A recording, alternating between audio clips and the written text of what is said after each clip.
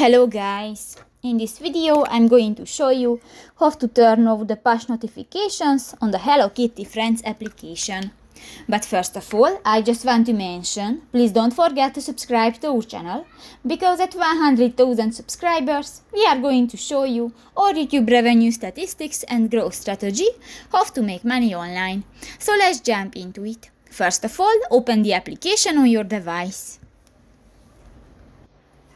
This will take a few minutes when the application is uploading. So just wait a minute. Click to the start button.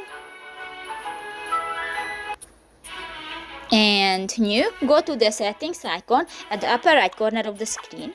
And here you can find the third option in the first line, the push.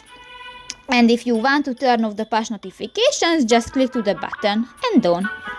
So that's pretty much it for this video, guys. See you in the next one. Bye bye.